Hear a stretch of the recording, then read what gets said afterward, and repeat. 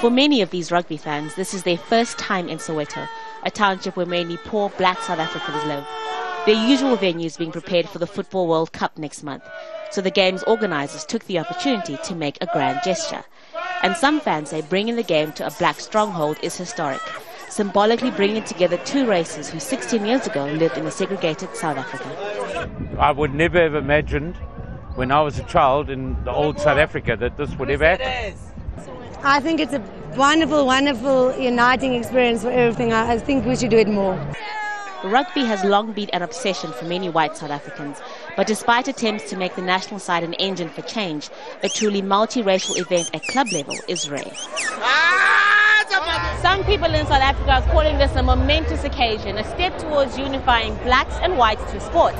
The people who live here in Soweto have mixed feelings about mainly white rugby fans being bussed into their community.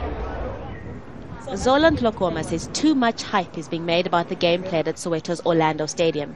Racial inequality in sport still exists. Just by a mere game that is being played in Orlando, that doesn't mean that we'll just wipe off or remove what has happened in this country.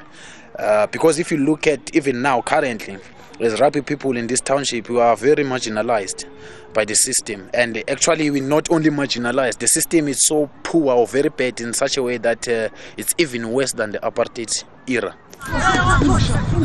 Young black South Africans are playing rugby, but many come from poor families.